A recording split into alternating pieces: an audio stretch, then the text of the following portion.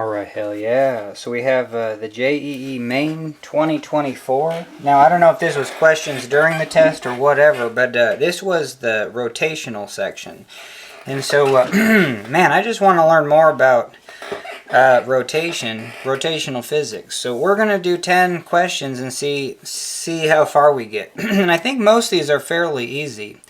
So this first one, so we have a ball of mass 0.5 kilograms is attached to a string of length 50 centimeters. Now, sometimes I just do this right away. It's like, what is... and actually, yeah, this trips me up all the time.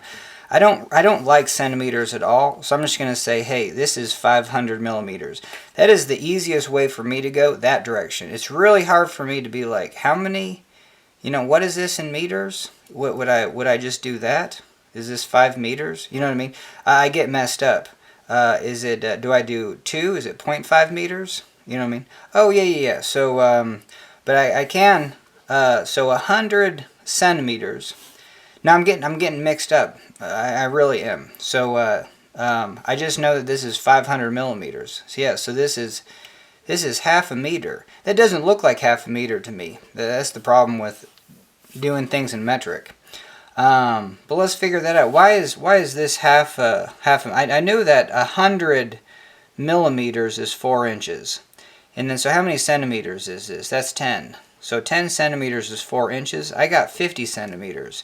So I must have 20 inches. And I do know that if 100 millimeters is close to 4 inches, well then 1,000 millimeters is 40 inches.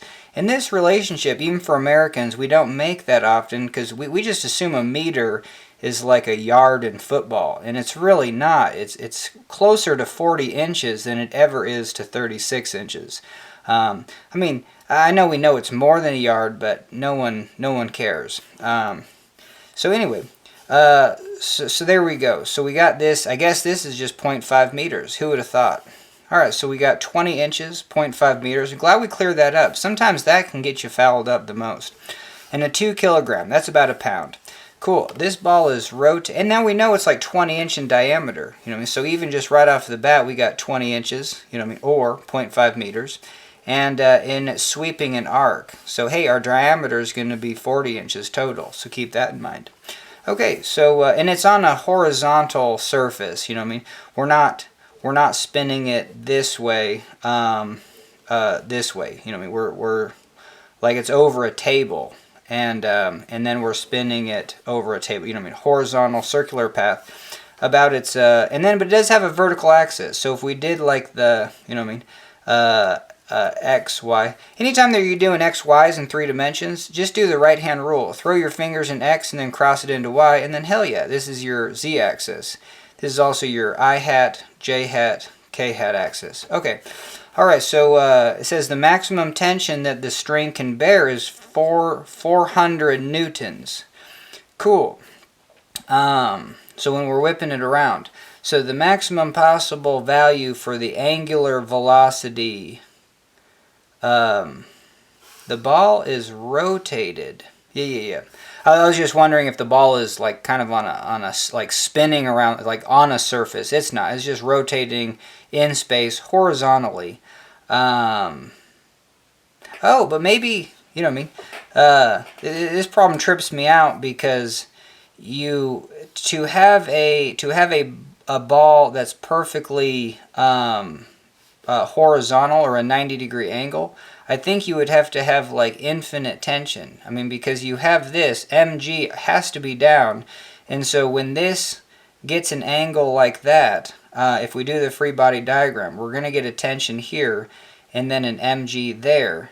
But yeah, this tension component will have a vertical component and a horizontal component, and only the vertical component of the tension can carry this mass. But we do know that the whole problem is like, hey, where does this force comes from? So I guess let's just get to it. And somebody said, you know what I mean, hey, it's just like centripetal force.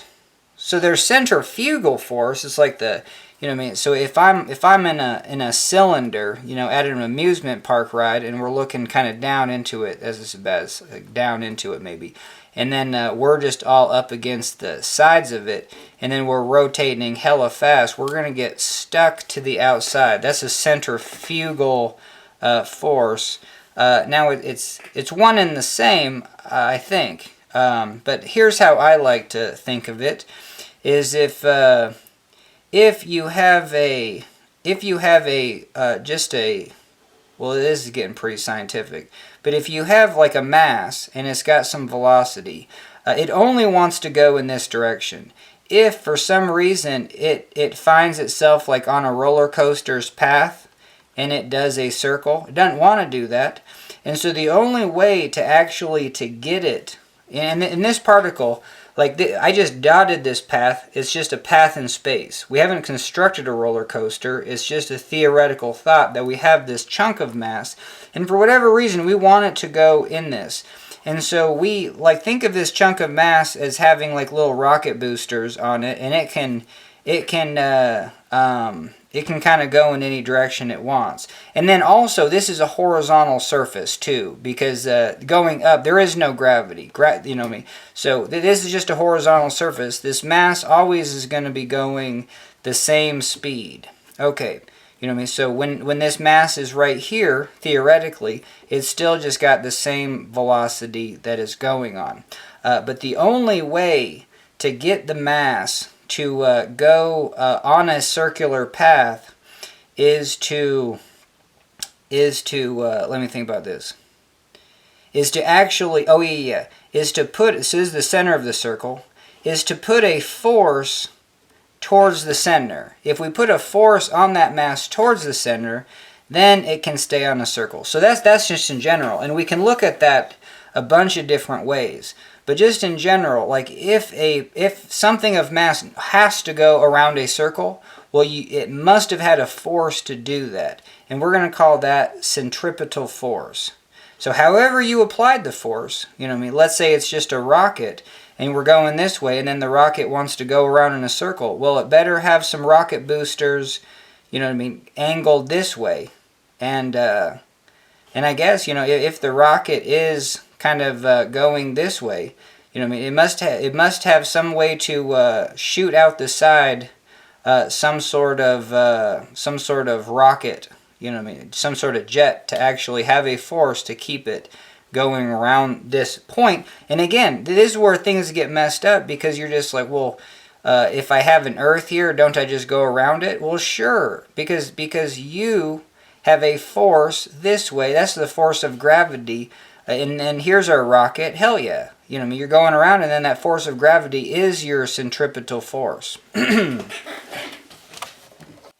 And then, you know what I mean, kind of the same thing. It's like, hey, let's say we're on Earth, and this is the North Pole, we're looking down, and then you're on the equator. You know what I mean? Well, doesn't it take some sort of force this way? Some sort of centripetal force? Well, yeah. And, but you already have, this is wigging me out, because if, like, let's say we'll bring the mass over here. So, like, this is you already have a force, the force of gravity. You already have a force on you that's pushing you towards the center. And so, and it's keeping you on this globe. Now, what this means, you know what I mean? I think you need to take this to the extreme. I think, like, it'd be like, hey, and we're going around, I don't know if this is the way, but it might be the opposite way. But anyway, but if we're going around the Earth, the question is just like, well, how fast, what velocity, what's our angular speed could we go? Where this force of gravity is just holding you on, where you feel weight at that point, like, hey, you feel weightless. Like, you could just take like a step up, and then, you know, you'd be moonwalking. Like, there'd be nothing underneath you, or elevating, whatever they call that. But anyway, so at that speed, hell yeah, your force of gravity is holding you in this circular path, but it's taking all that force of gravity to hold you on that. And so I do like to take things to the extreme because, I don't know, it's just like, when you go back to like, okay, so I weigh a certain amount, but then if I'm on the equator, I weigh less. I don't know. I just say you have to give up, you know what I mean, some of that force of gravity towards keeping you on this circle. You know what I mean? So if you're going around this circle at a certain speed, well, you better have a force that direction, and your weight will not then decrease because you're giving up that weight. If you speed up this path, you have to stay on this circle, but just much faster. Alright, hell yeah. And then so what I do is I like to do this, is like if I'm on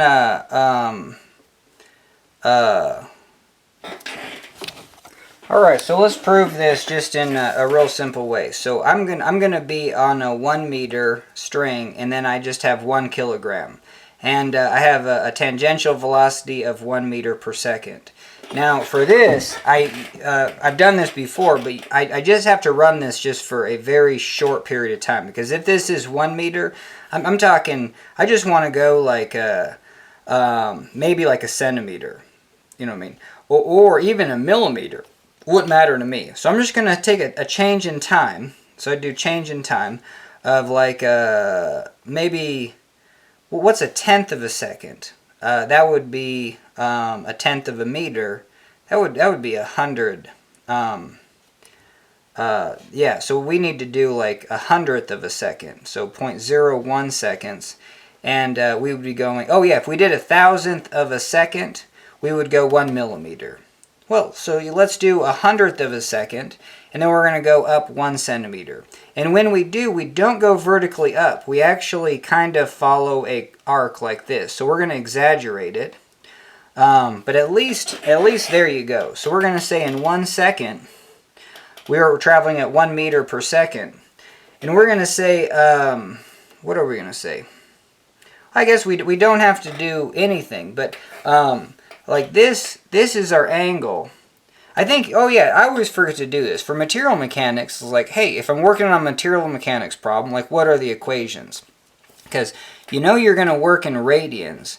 And what a radian is if this is the radius of 1 meter and I have 1 radian, this is always a good thing to do mentally. Hey, measure the radius with a string, and then let's get our circle. And then take that string and then drape it around the circle until you get to wherever it lies. And it's about right there. And then so this is approximately 60 degrees. You know, it's like 57.3 or 4 or whatever. But approximately 60 degrees, that's going to be 1 radian. So there you go. And this distance we already know is 1 meter. Well, that's pretty cool because our radius was 1 meter. Radians is 1 meter. Like even that's going to confuse you on how you get the equation. But I like to write all 3 of them at once. So I'm going to say radian times radius. So if I multiply these 2 things together, I get something normal. And this is the arc length, S. So I'm just going to say radians times radius is S.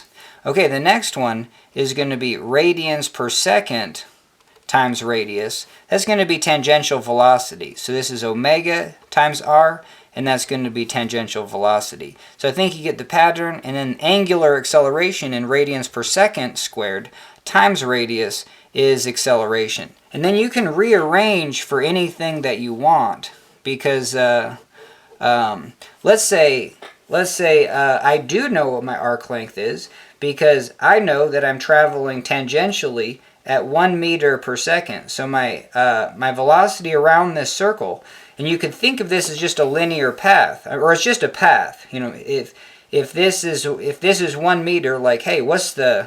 And this is where rotational problems, like, I think, you know, when you were in elementary school, even in middle school, you never worked with radius. You worked with diameter. You said the circumference of the circle was pi d, and I think a lot gets lost because there's no good way besides just the letter C, maybe little c or something, to designate that this is circumference. But we also know that the diameter is 2 times the radius. So then you can say, hey, circumference is pi times 2 times the radius.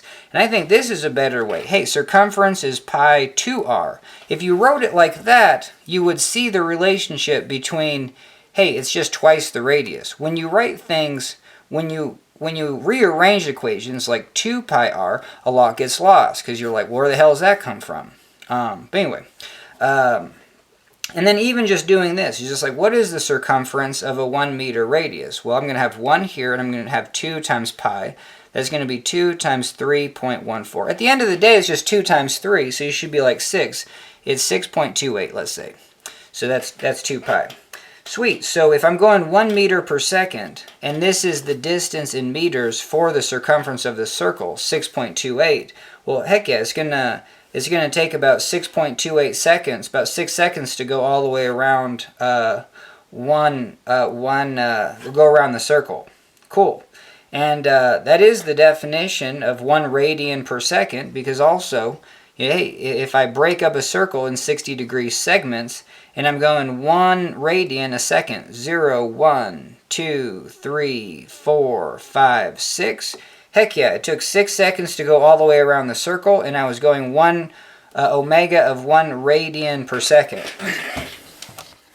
All right, hell yeah. And I'm just slow at this because, like, these equations don't just pop out at me, like, just real easily. You know what I mean? So, hey, if I say this is the arc length, and I just traveled 1 meter per second times 0.01 seconds, hey, the seconds cancel. You know what I mean? And this is another thing that I always do. Hey, we got a tangential velocity in meters per second, and we have time in seconds. You know what I mean? What do we do to these things? We multiply them. Seconds cancel, we get that distance. So the distance that we get is 0.01 meters. We could do this, 1, 2, 3. That's going to be 10 millimeters, or 1 centimeter, you know what I mean, like we wanted, just to get some frame of reference. And so that's going to be this distance right here. So we can figure out what our angle is just by using this equation. Hey, we want to know angle.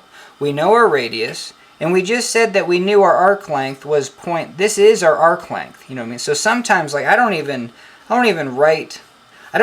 use arc length enough. Like, it just seems like it's intuitive, but then if you don't write it down as a letter and be like, no, that's the arc length. You know what I mean? Write it down, S, and it just falls into this equation.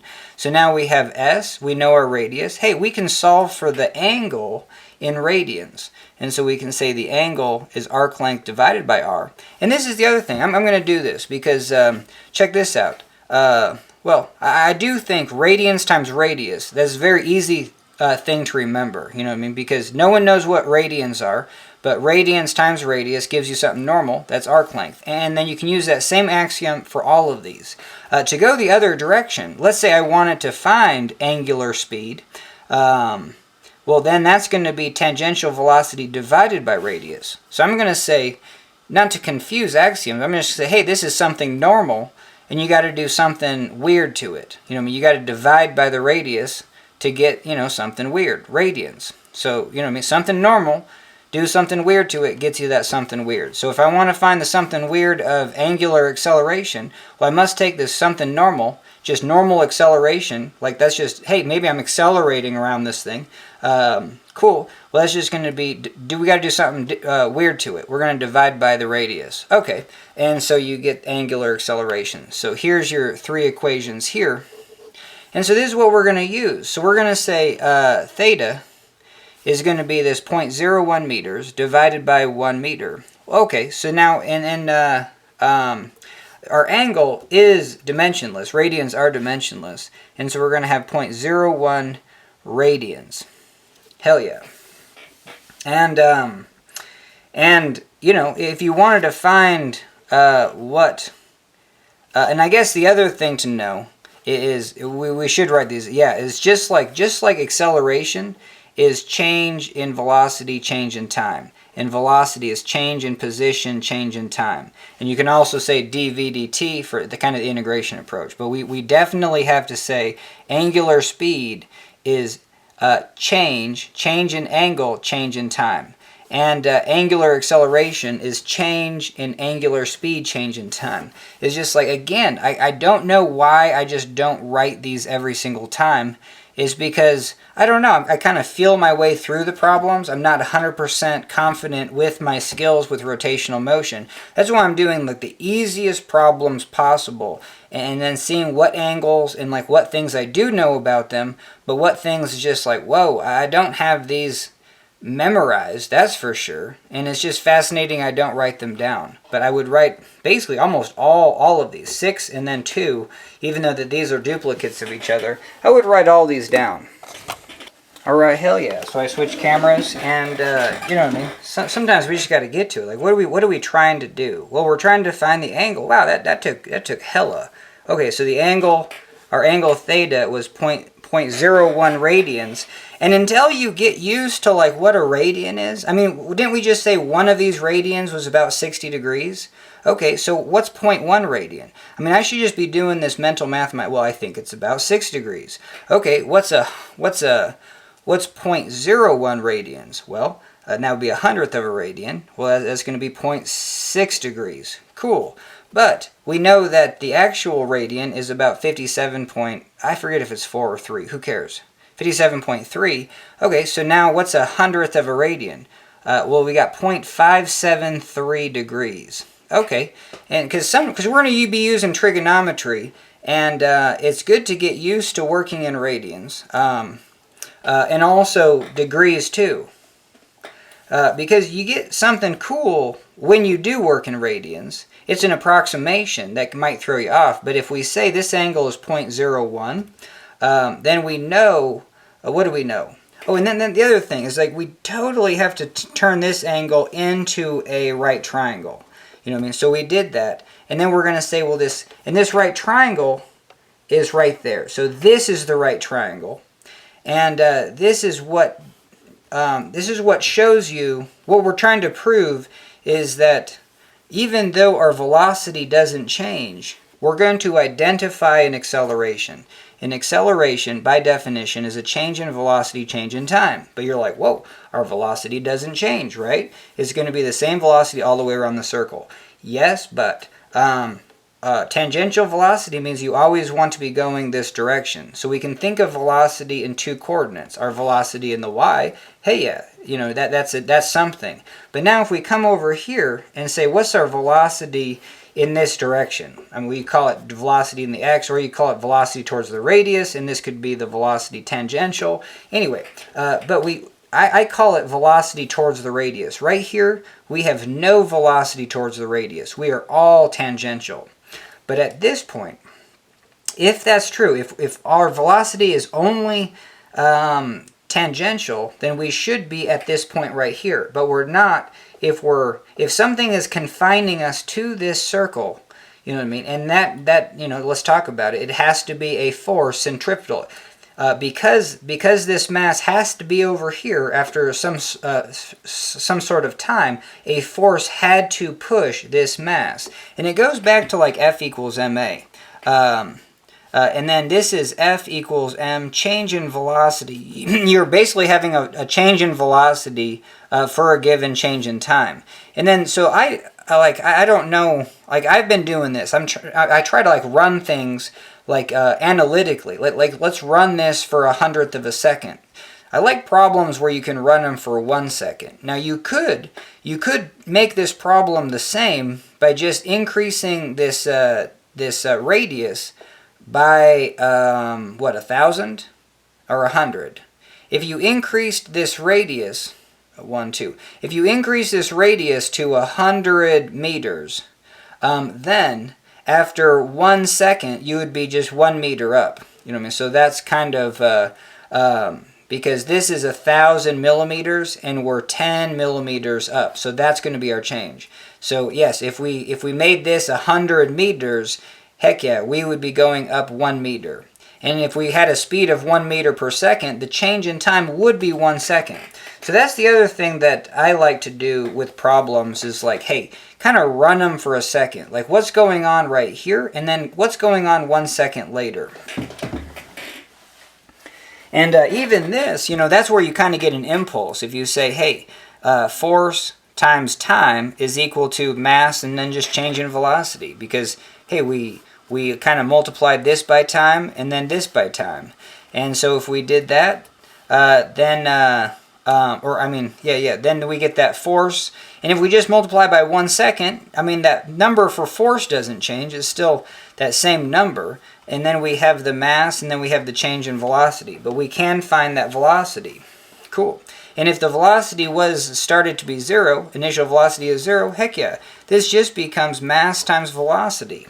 And then we can figure out the velocity at that point. And let's come back to this, because in our little diagram, we're going to know the velocity, because we're going to know we must have had a velocity towards the center to get over here.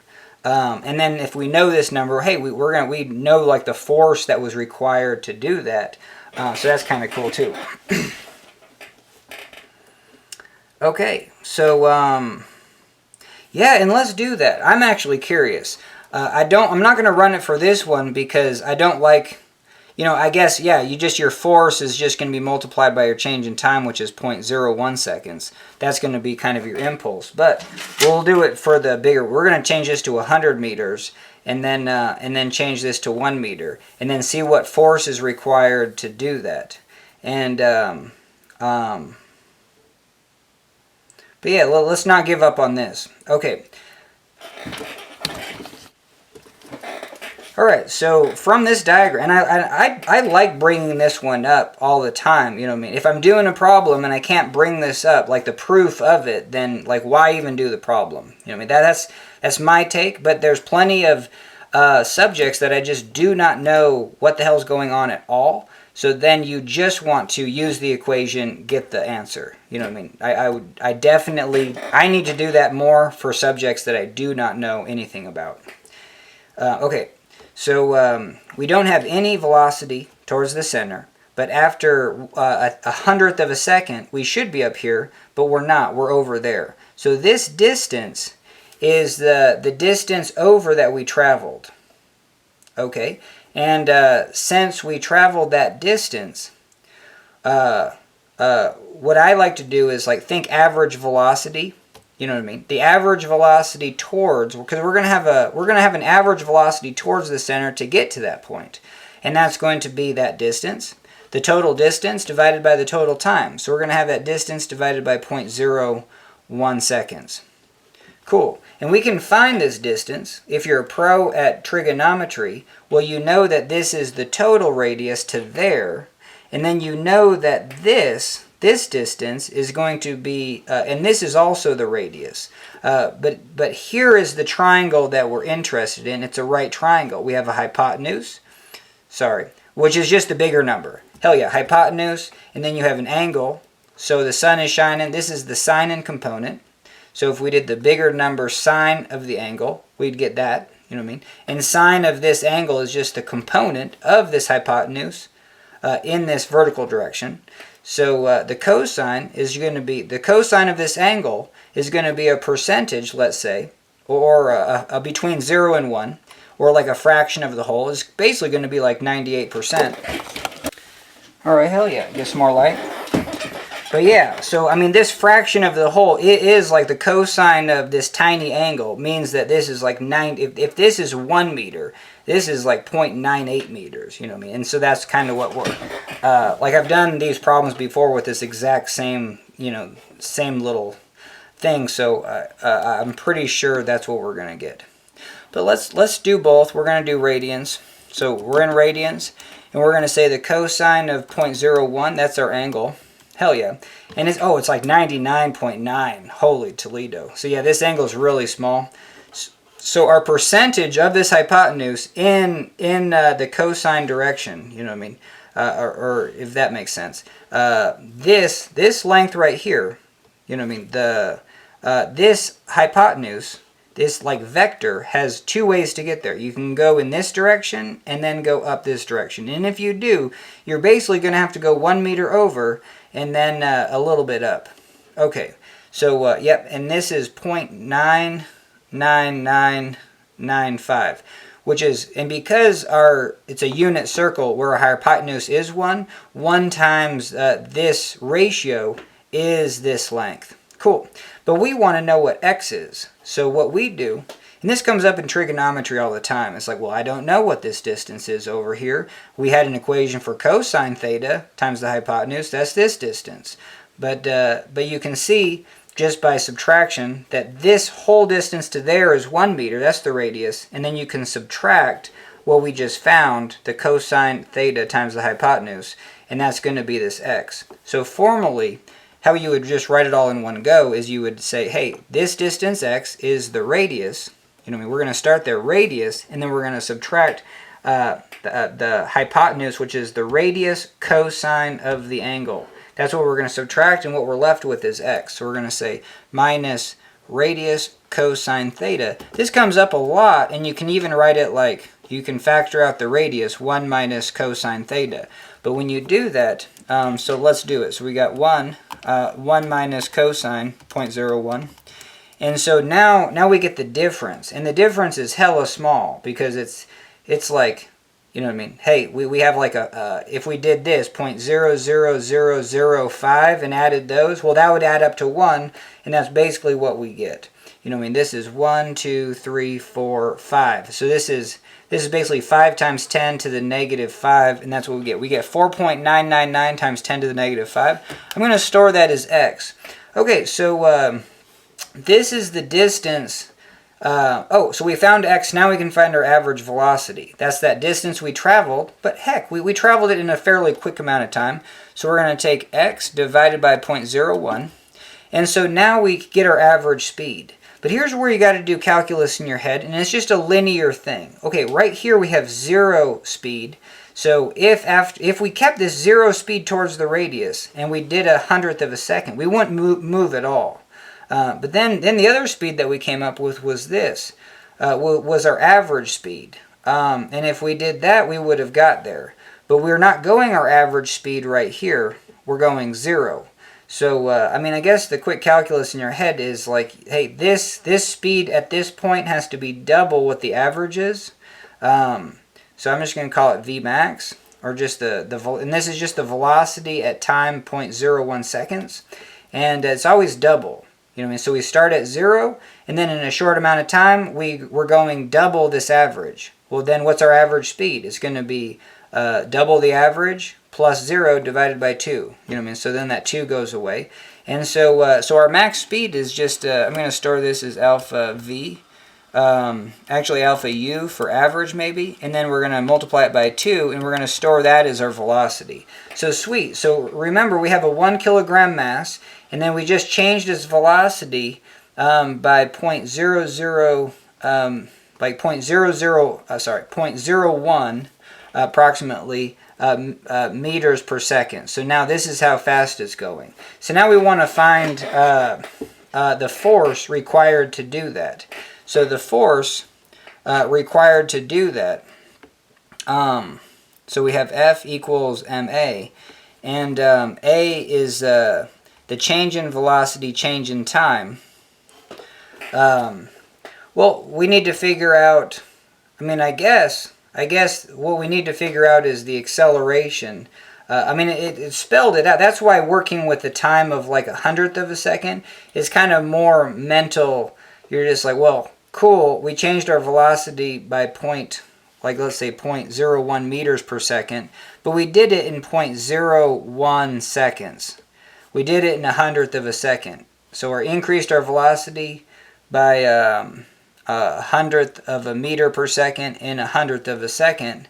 Well, now you can kind of see, whoa, I mean, if we kept up with this change in velocity for every 1/100th of a second, we would have a total of 1 meter per second per second. So our acceleration is 1 meter per second squared.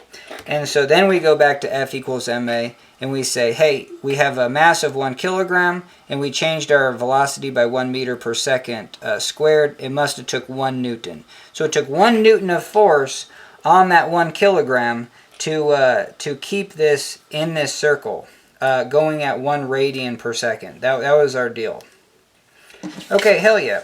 So now let's do this again, but we're going to increase our we're going to say this is 100 meters, and then in 1 second we're going to go up 1 meter because our velocity is 1 meter per second. Cool. That's going to be our tangential velocity. And again, we're not going to go straight up. We're going to be kind of at an angle. That's exaggerated. And so now here's the distance x that we're traveling. This distance right here is going to be r minus r cosine theta. No, I'm sorry. This distance right here is r cosine theta. Cool. Then you can even say, hey, this is r sine theta. Write them in. And this is just r. Now this total distance is r, but this distance x right here is r minus r cosine theta. Okay, hell yeah. And then our change in time for this one is 1 second, because we're going, in 1 second, we're going to be going from here, and our tangential velocity is going to be constant, and so we're up to here. But that also means that we had no velocity. Our velocity towards the radius right here is 0. Our velocity towards the radius right here must be max. And then we can say that our average velocity towards the radius is our velocity max plus our velocity radius 0 divided by 2. So basically it's just our max velocity divided by 2. So this is a good way to do problems where it's just like, hey, if you can do them once just by plugging in the numbers one at a time and then logically getting there, and then going back and then like, hey, do it again maybe, or even change it up, and then see if you can get there with equations. Because now we're going to say our average velocity is our total distance that we traveled, that's x, divided by the change in time, that's 1. And then we're going to say our velocity max is just, I'm sorry. This is our average velocity towards the radius, and so and then so you can, this is 0, but hey, carry the 2 up here, and then we can find our velocity max. So that's just 2 times the average velocity, so that's 2x. I'm just going to drop this 1, and then so now we have our velocity max. So our velocity right here was 0 meter per second. Our velocity max right here was 2x. So we can use F equals ma, and then to find our change in velocity. This is mass times change in velocity. Change in time. Hey, our change in time was 1 second, so that's 1. And our change in velocity was going to be, for this case, it was just going to be 2x. So let's throw this in. I guess the only other thing we need to know is what our theta is, because we traveled in an arc length of 1 meter. And then so, I don't know, radians times radius is something normal, arc length. And we know what arc length is, we know what the radius is, so we want to find our angle. That's something normal, do something weird to it, divide it by the radius, and now we have 1 meter divided by 100. Our angle is still the same, it's 0.01 radians. Cool. So now this this velocity max is our change in velocity, because our change in velocity is this velocity max minus our initial velocity 0, and the velocity max is 2x, and so 2x is just 2 times this, so we're going to say that our, and then our change in time is, alright, this is tripping me out, so my camera ran out of juice, but, so anyway, so we threw this all in here. Yeah, because these problems are similar. We're going to have a tangential velocity of 1 meter per second, but in this case, if our distance was, if our radius was 1 meter, hey, in 1 second we could do 1 radian, and so that's where we're just like, nah, we really have to just go for 1/100th of a second to make this distance real short. But now here is like, hey, our angular speed is way low, because if all we're going to do is 1 meter in 1 second. Hey, let's figure out what this this whole and it's just good to do, because it's just like, hey, this radius is 100, and sometimes it might be better just to do the diameter. So the diameter is 200 meters, and the circumference is times 3. So this thing's going to be 600 meters approximately. Or it's very good to be like, hey, radius times 6 is circumference. This is a very good, because like 6 radians in a circle. There's more, you know what I mean? There's 6.28 because of 2 pi, but just even to have that in your head makes it so much simpler. And then so how long is this going to take to even go around the full circle? Well, to go around this, like at 1 radian per second, we thought we could do each of these in a second. So it's going to take 6 seconds to go around. But if we can only go 1 meter a second, and we have 600 meters to go, it's going to take 600 seconds divided by 60. That's going to be 10 minutes. So it's going to take 10 minutes to go around this circle. And because of that, because it's a lot slower, hey, we're not accelerating towards the center, and we don't need that same amount of force. The force required for this circle is way low. And if you take the Earth is such a huge circle. You know what I mean? If you're looking down North Pole and then on the equator, it is so large. And in general, it just moves hella slow compared how large it is. And so the force required to keep you on that circle is about 8 ounces. For the average person, if you go to take a trip to the equator, well, you know what I mean, you would weigh 8 ounces less if you lived on the North Pole. You know what I mean? And then whatever proportion. But yeah, if you travel towards the equator, you're going to weigh less. Your difference between living on the North Pole, just kind of spinning in place, and then trying to be flung off on the equator is the force required is about a half a pound of force to keep you on the circle of the Earth. Okay, so yeah, so that problem was just like, oh yeah, we did it in 1 second, but we got wildly different answers because we did not set this problem. If we set this problem up to be like, hey, our radius is 100 meters, and we're going to go 1 radian a second, so after 1 second, we're going to be up here. Well, hell, that would be 100 meters. We'd have to travel 100 meters per second, so our tangential velocity would be 100 meters per second. And if we just wanted to travel 1 meter, again, our change in time would have to be 100th of a second. And then the problem is identical to this one anyway. But heck yeah, and so let's use F equals ma on both of those, because we found that we had a mass of 1 kilogram. In this case, we had an acceleration of 0.01 meters per second squared. So it's gonna take 100th of a newton of force on us to keep us on this circle. And so yeah, that's fascinating. But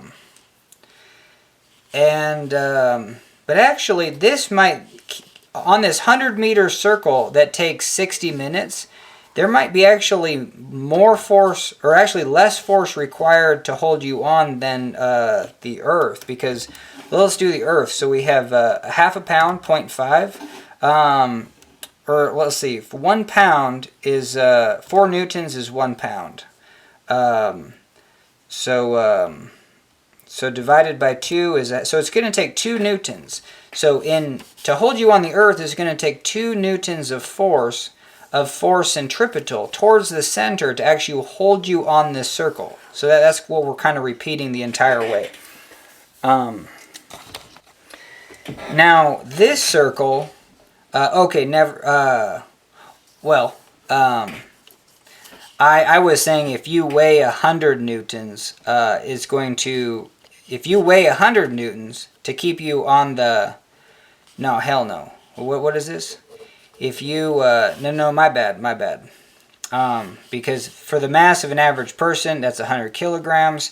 And then the force of an average person is 1,000. So mass times gravity, so that's going to be 1,000 newtons, and it's only going to take you 2 newtons. So it's going to take 2 divided by 1,000.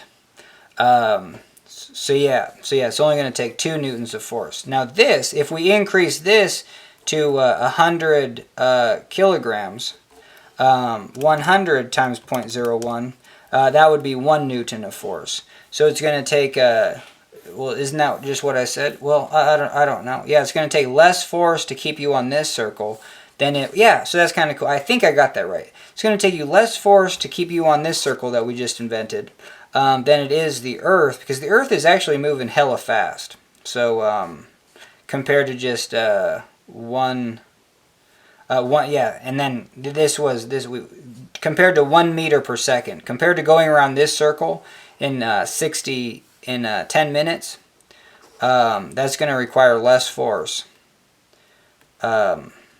Yep. And yeah, because that's 1. Yes, 70 times 0.03. Oh, and yeah, because I think 0.03 is the acceleration due to the Earth. So one way to look at this, somebody said, it's just like, yeah, we're trying to find centripetal force. Well, that's the same thing as centripetal force is synonymous with centripetal acceleration. So if we have an acceleration towards the center that we just identified, this is our centripetal acceleration. So the only direction of acceleration that we observed was towards the center. So this is your radial acceleration, or you could say centripetal acceleration. So we found that. Now for the Earth, it's going to be 0.03, and that's a pretty good problem to do. You can do it in the same way that we just did it. You can, and I think we should. I really do, because I need to get better at that one. So if we wanted to find, so we have this idea that force centripetal is mass times acceleration centripetal. And this works if we're talking about a circle, north, and then we have the equator, where we're just traveling at a velocity tangential that's constant. So if that's the case, we have this same thing that applies, that here's our radius, and the radius of the Earth is 6.7, no, is it 6.37 times 10 to the 6 meters. 6 million meters, close enough, right? And then we're gonna go for 1 second. Now, I don't know what the speed of the, like, what's our tangential speed? I mean, a lot of ways to get there. What's our circumference? Again, our circumference is just 6 times the radius. You should always start there and then just improve. Is 2 pi r. And then we kind of know where that comes from now. So that's going to be our circumference. And we know that a day is 24 hours. And but yeah, that is also a good one, because if here is the sun, and then here is the Earth, yeah, we're gonna be going around in 365 of these, and what we think is a 24-hour day, well, let's exaggerate it. So let's say right here is hey, it's high noon for you, but then when we travel on this circle, like we don't have to be rotating. Or I mean, we are rotating, but we're also traveling this way. Those are two independent things. So, let's exaggerate it. Let's say we got to here in a day. Well, you're still over here, and so as the Earth is spinning, you spun once. So here, like let's say you're halfway. Like, you are already spinning, and you're already over here, and then when you spun all the way around once, you're like, hell yeah, I spun once. But you don't know you just spun once, because it's not high noon to you. You have to go a little bit farther to where you're over here, and now it's high noon. So this is what the Earth thinks is one spin. This is what you think is one spin, asterisk.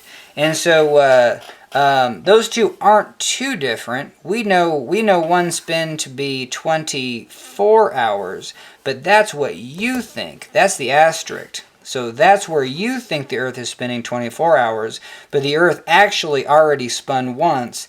It's just that, and if we were going around the sun like this, yeah, it would be this exaggerated.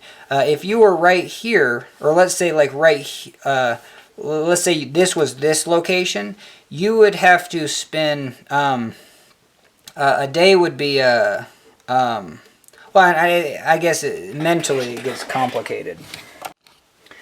Let's just say, for all intensive purposes, the Earth does spin once in 24 hours. That's what you think. Okay, so then when the Earth already spun, it's already spun 24 hours up here. But now you have to spin another a quarter of a day. So 24 divided by 2 is 12. So you have to spin another 6. So your day, what you think is a day, is 30 hours, where the Earth knows that it already spun once. So it's the same thing that happens, but we're not going around the sun in quarter sections every day. We're going around the sun just a little titch. You know what I mean? So so if we break up 24 hours into 365 days, every day we're going to have to rotate just that much to catch up to the Earth is going to rotate just a little bit more to where, heck yeah, you think it's high noon again. Man, that's such a hard one to explain without... Yeah, I still think it's difficult. I think I did it well, but man, you're going to be... That's the thing that I'm trying to do. I want to use this same sort of explanatory power for myself for harder problems. And I'm striking out on one. Like, there's a hard problem that I'm trying, and it's just like, no, I just want to go right for the solution. But we're doing our best. Okay, hell yeah. So if you believe me, 24 times 60 is that many minutes, times 60 is this many seconds, and divided by 365.25 days, this is the number of seconds that the Earth has to spin just a little bit more to catch up to itself to make sure that you know it's high noon. Because we know that there's 365 high noons every year. Like 365.25 high noons every year. That's what you think is the rotation of the Earth. You measure days in high noons, but the Earth, compared to the stars, is like, nah, I already spun once. You know what I mean? I didn't do what you think. I had to spin extra to make you happy, think it's high noon again. And so this 236 seconds is happens every day. So we're going to divide that by 60. So it's about 4 minutes. So there you go. And you should always do this. I'm hesitant to do this every time, but that's my MO. So why not? You know what I mean? And I just pick off low-hanging fruit. Like last year, this was not low-hanging fruit to me, but now it is. You know what I mean? So now I just like do it every time, even though it takes like half hour. And it's just like, where the hell are we going? Oh, yeah. So we're trying to do the angular acceleration of the Earth, like what's going on here? Well, we need to know our tangential velocity. And the only way to know that is, like, what are the units of velocity? Hey, it's like meters per second. And what do we know? We know the circumference of the Earth in meters, and then do we know seconds? Like, heck yeah, we know seconds for one revolution. Cool. Oh, that's going to be the time. Yeah, that's the same thing. This is the circumference that we're going, because average velocity, and just in general, is like, hey, total distance divided by the time that it took to do that. So we're saying we go around the circumference, and 2 pi r, and that's the circumference divided by the time for one spin. You know what I mean? So we're doing that once, and that's going to be... So I'm going to actually store this as S, because we need to figure out the time for a day. Well, we think that's going to be 24 hours times... and let's do factor label. You know, always good to do. So we got 24 hours. 1 hour down here, because those are going to cancel. And then there's 60 minutes in an hour. I'll do 1 minute down here, and then 60 seconds. So minutes cancel, hours cancel. And basically it's just 24 times 3,600, and your this number pops up a lot, good to kind of memorize almost, 86,400 seconds. But it's not. We have to actually add that S term in our calculator plus alpha, or do we subtract? I forget. The Earth spins more. The Earth actually spins once. Oh, that's tripping me out. But yes. The Earth spins once in less time than we think. You know what I mean? That's what we just... Yeah, sometimes it's hard to figure out, was it more or less? Okay, so we're going to actually take this, subtract alpha. And I might be totally wrong on this, but I don't think I am. And I'm just going to store that as alpha... we're just going to store it as alpha u. Alpha n, maybe. Cool. Alpha n, for the normal time it takes to spin once, maybe. Okay, so we're going to have this distance. So we need 6.37 times 10 to the 6. This is basically 6 million meters is our radius. I'm going to store that as alpha r. in my calculator. And we're going to have 2 pi alpha r divided by that time, and that's in alpha n. So this is our tangential velocity. Sweet. So we got 2 pi alpha r divided by alpha n. And we get 463.26 meters per second. Always good to multiply by 2.25 or 2.3. And this is 1,033 miles per hour. Yeah, it's the same thing. So over 1,000 miles per hour. Hopefully I did that right. I feel like I didn't, but for whatever reason. Yeah, the Earth spins faster than we think. High noons, it's got to spin. What we think is a day is 24 hours, but the Earth already spun once, and it has to spin a little bit extra. So yes, the speed will be faster. Okay, hell yeah. So we're going to do that same process. We found our tangential velocity. I'm going to store that as alpha v.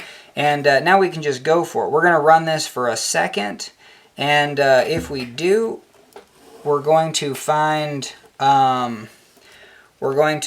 that we traveled our arc length. Our arc length is 463.26 meters. That's how far we traveled. We can get our angle because we know that angle times radius, radians times radius is something normal, arc length. And we can say that our angle is our arc length divided by our radius. Sweet. So we can do that. So we have alpha v. And let's just write that down. That's going to be alpha v divided by alpha r in our calculator. So alpha v divided by alpha r. So, and this number comes up, you know, you should always do it at least once. 7.27. I just think it's kind of an ugly number, but 7.27 times 10 to the negative 5. Very difficult to memorize. But this is our speed in, well, this is, oh, see, we just spelled it out. And it's good to spell it out like this, because the other equations are angular speed is change in angle, change in time. And angular acceleration is change in angular speed, change in time. What we just did is said in 1 second, we moved this angle. In 1 second, we traveled this arc length. This arc length divided by the radius. I'm getting better at that. Something normal divided by doing something weird to it is our angle. So that's the angle that we played out. And we know that we did that in a time change in t of 1 second. So now that's basically our angular speed. It's the definition of angular speed. It's like, hey, what was your change in angle divided by your change in time? And that's what I'm trying to get better at because, you know what I mean? Like, you will use this, you know, from a calculus perspective. You want to know, you want to know what these, and this might just be at this moment, but we know that angular speed is constant. Our velocity tangential is constant when we go around the Earth, and that's not changing. So this is going to be 0. We don't have any change in angular speed. Cool. Alright, got fresh juice, and heck yeah. So, and this is the 3rd time doing this, so we should be just a little bit faster. So we found our angle, we found our angular speed. Like, but what are we trying to find? We're trying to find the force required to keep us on the Earth, and going back to F equals ma, it's F equals ma says if we have a mass, and let's say it's just stationary, velocity is 0, but we want to get it up to some sort of velocity like 1 meter per second, and it's 1 kilogram. Well, and there is a time frame, but just in general, if you want to have a mass and you want to get it from 0 speed to some speed, you definitely have to apply a force. Like that is a guarantee. You can't not apply a force. I mean, so it's at least that side of the equation. But now we have 2 things, you know what I mean? Hey, we've identified a mass. We need to put a force on it to do what? To change its velocity. And that's going to be the acceleration component. Now this acceleration says, hey, it's a change in velocity, but it's a change in time too. Because acceleration is always like maybe like gravity, 10 meters per second per second. Hey, this per second is always kind of a unit 1 second. So that's why I kind of run things for 1 second. And if you do, well, let's say I want to say, hey, what do you want to do to this mass in 1 second? I want to get it up to 1 meter per second in 1 second. Sweet, you're going to have an acceleration of change in velocity of 1 meter per second in 1 second. So your acceleration is 1, your mass is 1 kilogram times 1 meter per second per second, those units are the definitionally 1 Newton. So, and I guess I'll write that too. 1 Newton, unit-wise, is 1 kilogram times 1 meter per second squared. Sweet. All right, so hell yeah. So that's basically what we're trying to find. We're trying to, hey, we're running this for a second. That's why we can kind of simplify things mentally and be like, whoa, if I know my velocity towards the center is 0 right here, but then I know it had to have some sort of max velocity right here towards the center. That's the, then I know that was the change. And then I can know that I have a mass of whatever, and I can find the force on that mass. But right now, like all we're interested in doing is just solving for this. We said angular acceleration towards the center, or like radial acceleration, was 0.03.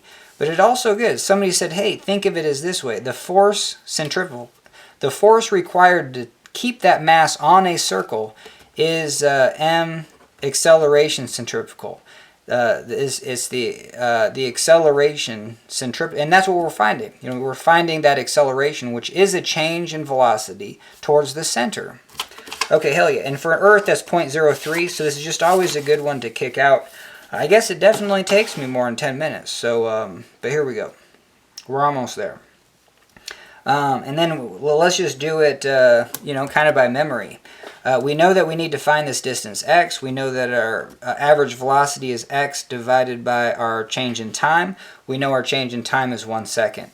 And so, then our average velocity is that. We know that our max velocity is just 2 times this. Cool. And we know that our max velocity is our change in velocity, which is our acceleration because it's just 1 second. So hell yeah. So then we just need to find what 2x is. We know x is r minus r cosine theta. And let's simplify this to be 2x is going to be 2r 1 minus cosine theta. Cool. And then this theta, this was the angle, 7.27. No, this was the angular speed. This was radians per second. Oh no, yeah, no duh. Yeah, radians per second is all. Yeah, it's fascinating because I always consider this this is our angular speed of the Earth, which is radians per second. But we wanted to figure out the angle in 1 second. Well, no duh, those numbers are the same. You know what I mean?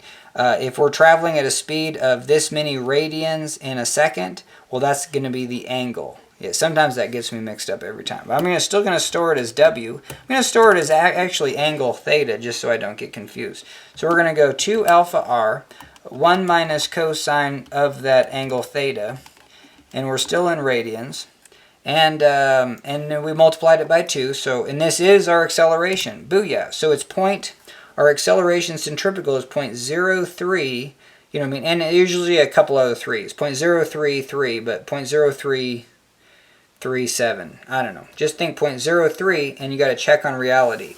That's the acceleration that's required to keep you on the Earth, where we came up with a fictitious 100-meter circle at a angular speed of whatever, you know, anyway, and that was only going to take 0.01. So now let's do these problems both, knowing that angular acceleration is just r omega squared. You know, like why didn't we do that just at the start? It's because this is just like you're not going to learn anything from this equation. The fact that you know how to use this equation, cool. But I love this example because it kind of proves that your mass will have a velocity change. You have 0 velocity towards the center. To get this change towards the center, you must have had some sort of max velocity to get the average velocity to get you the hell over there in x in whatever time frame that you did it. So, but if we just do r omega squared, we can kick out all these. So let's do this one first. So we have 100. Well, we need to figure out what omega is. Again, omega is well, maybe it's tangential velocity. We've got to do something weird to it, divided by the radius. So we know our tangential velocity for this one. It was just going to be 1 meter per second. and it's going to take hella long time to go around. So we're gonna do 1 meter per second divided by 100. That's our angular speed. And then meters cancel, and this is in radians per second, and radians is dimensionless. So we got 1 divided by 100. Okay, now we're going to square it and then multiply it by 100. Sweet, and we get our angular acceleration in 0.01. Like, how easy is that? Let's do the same thing for the Earth. We already have our angular speed. It's omega. We're going to square it times alpha radius. And booyah, we get 0.03. You know what I mean? It's the cheat code. You know what I mean? All these equations are cheat codes for, doing problems. And that's what we're going to find. But if you don't know where the hell they come from, I don't know. You know what I mean? That's where I struggle at progressing in physics and math, because my brain stops processing if I do not fully understand everything about it. So what I'm going to challenge myself, hopefully in the next month, is, give myself, like, if I want to work on a hard problem, like, work on it while I'm on a bike ride. You know what I mean? Like, don't spend any paper time on a problem that I'm going to get nowhere with. You know what I mean? I might as well be looking up and cheating on solutions. And even this idea of cheating is ridiculous. I mean, it's you're still going to look up a problem solution, and you're still going to scratch your head, and you're going to be friggin' clueless. So then you need to go to,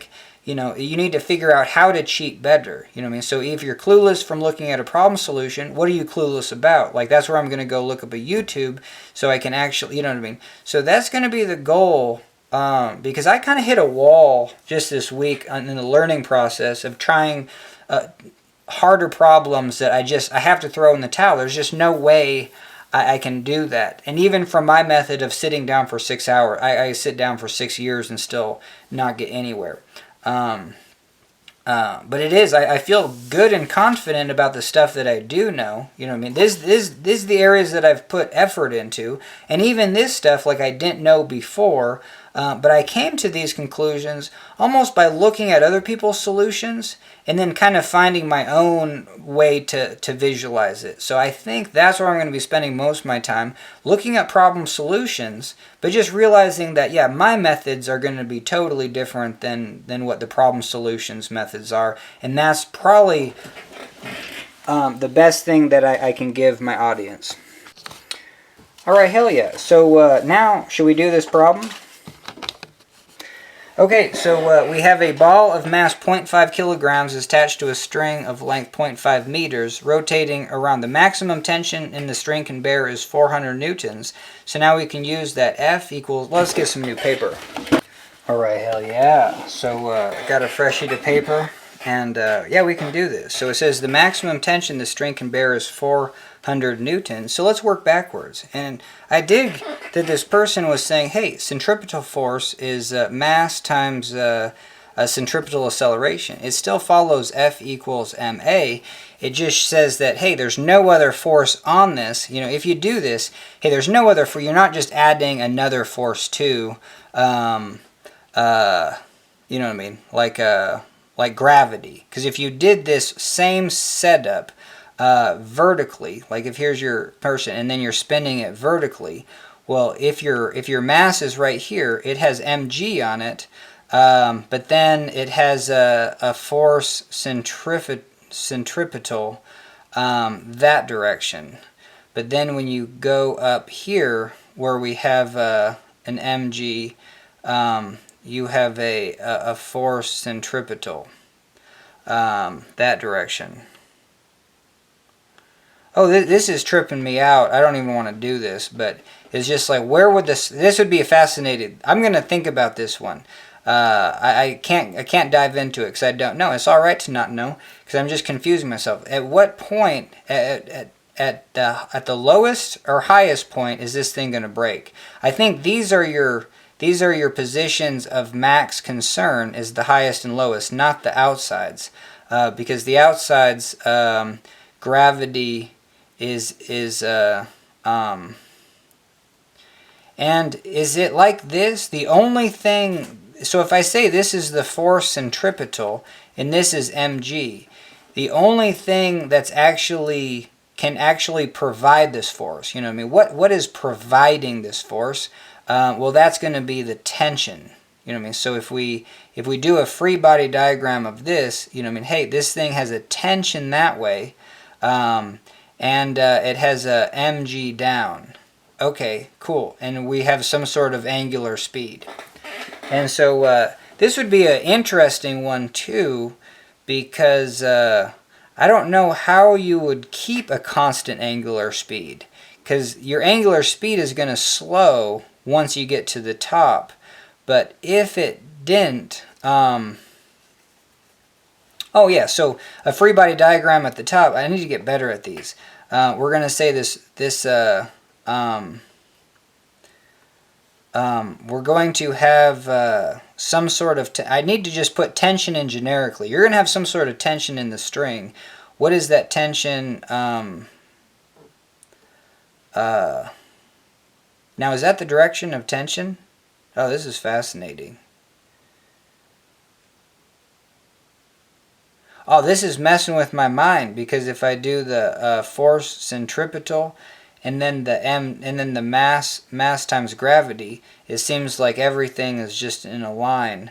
But we know at this point it's not moving in this direction. It's only moving. It's got a velocity component tangentially. That's the only direction that the velocity is moving. All right, this is what bothers me when I kind of know I'm saying wrong things, because we've just shown from this that we're not just moving tangentially. We're moving towards the radius. We're actually accelerating towards the radius. So we do have a change in velocity towards the radius. Just at any given point, you know, our velocity is tangential, but we have an acceleration towards the radius. So, man, like I don't know why. I'm gonna be thinking about this one, and it seems like of all the things that I just went over, it seems like I should be able to you know, wrap my head around that. Okay, so we're gonna work backwards on this. So we're gonna say, hey, 400 newtons. We have a mass of 0.5 kilograms. All right. So what is our angular? What's our angular? Centripetal acceleration. So this is 1/2 on this side. We're going to multiply by 2. So we're going to have 800 meters per second squared is our angular. Is that right? Yeah, 800 times 0.5 is our force. Holy Toledo! Yeah, these can get big. So we have an angular acceleration of 800 meters per second squared. Okay. And then we know that this is a change in velocity, you know, change in time. So now let's run this. I think I need to run this for like 1,000th. So we're just trying to work backwards, but we're going to run this for 1,000th of a second. So what would be my change in velocity? We would have a change in velocity of 0.8 meters. Yeah, I mean, this is just the thing. This string can bear 400 newtons. What is 400 newtons? Because there's 400, there's 4 pounds. 4 newtons is equal to about 4 pounds. So divided by 4.44, I think, is like 90 pounds. So this string can hold 90 pounds, and we have about a 1 pound ball. So, like, obviously we can just hold this 1 pound ball with the string that can hold 90 pounds. But when we wing it around horizontally, and we're just trying to work backwards from this. And so, oh man, 0.8 meters. Because I want it to, holy Toledo. I feel like we're going to wing this thing quite a bit. Why is this so difficult to do? I think it's because of this time frame. So let's do a 10,000th of a second. So we're going to do a 10,000th of a second. This is our acceleration. So acceleration, 800 meters per second times 10,000ths of a second is going to be 800 times 1 divided by 10,000. Sometimes I have to do that so I don't mess up. This is going to be 0.08 meters per second. So this is going to be our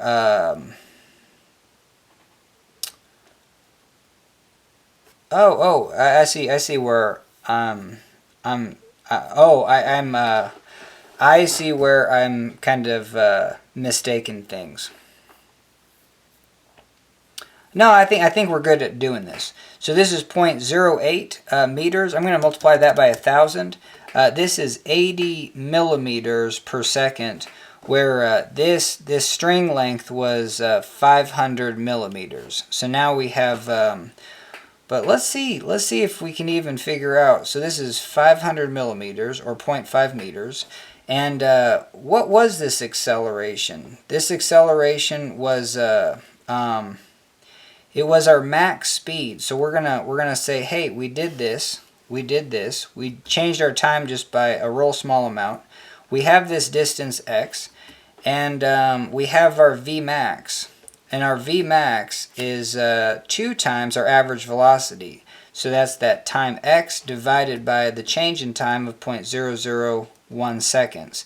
And we know that x is the radius minus, or 1 minus cosine theta. We know that, and the cool thing is we know everything, we just don't know what the angle theta is. But if we do find theta, then we can say that arc length divided by the radius is theta, or theta times r is going to be the arc length.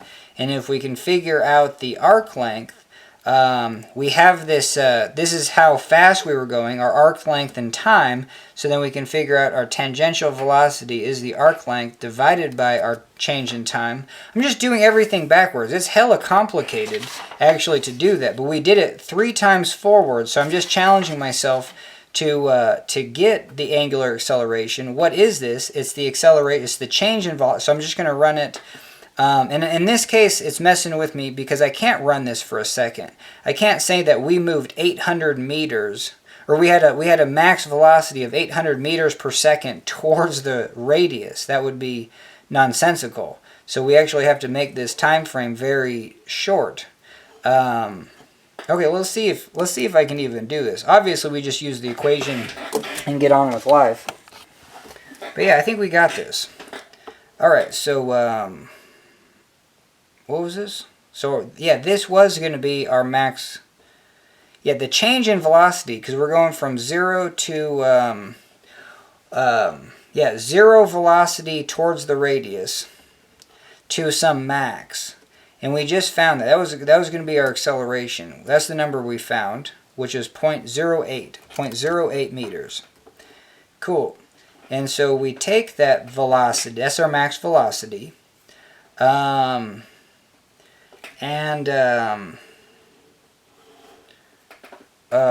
We see that that's 2 times the average velocity divided by time.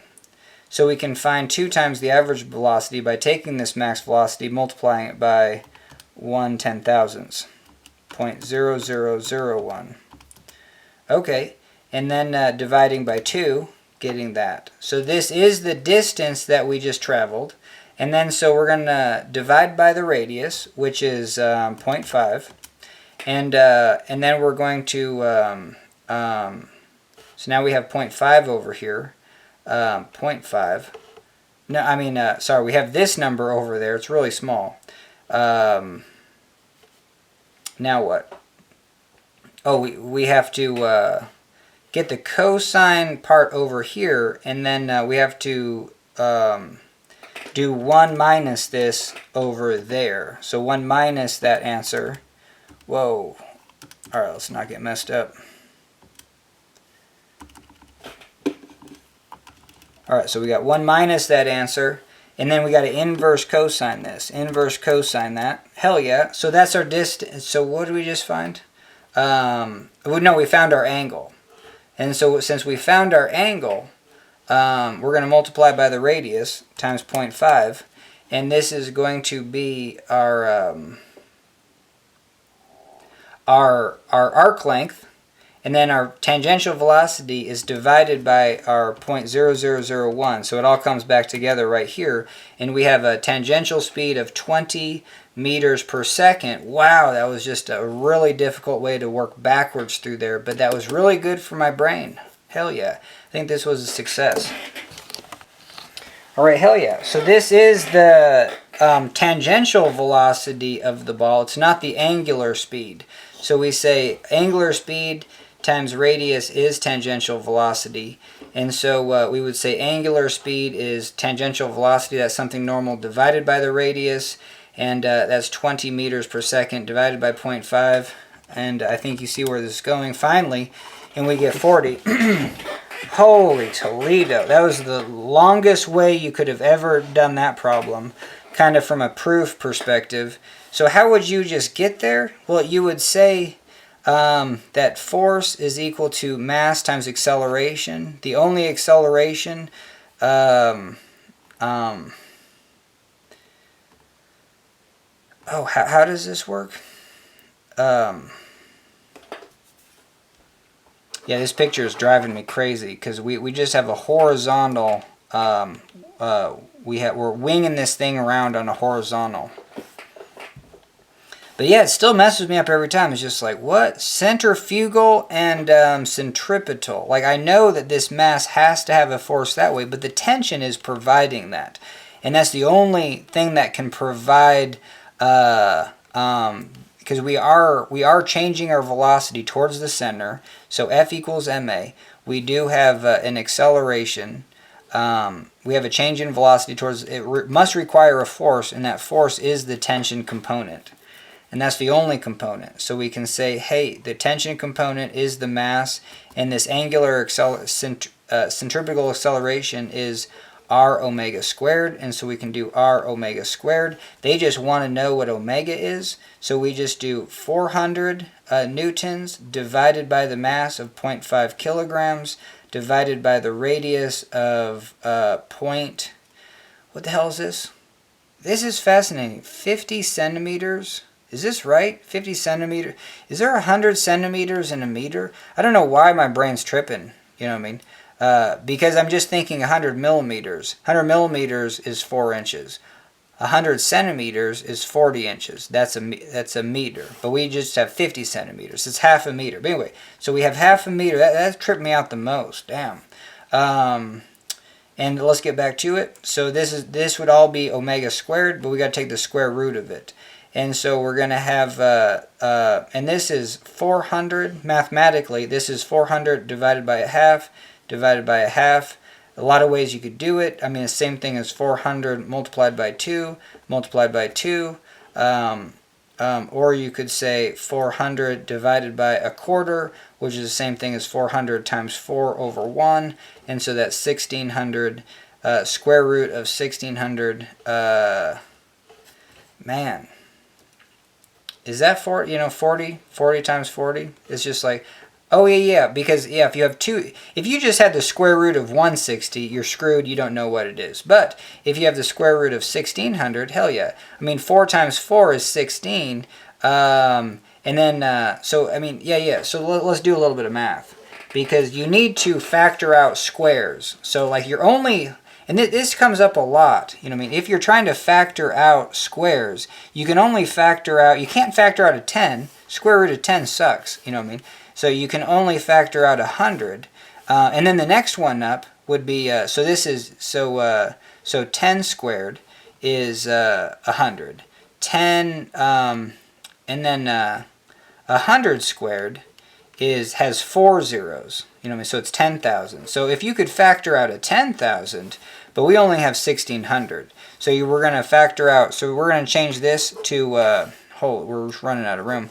But this is going to be 16 times 100. And then you can do it like this. This is the same thing as square root of 16, square root of 100, which is 4 times 10.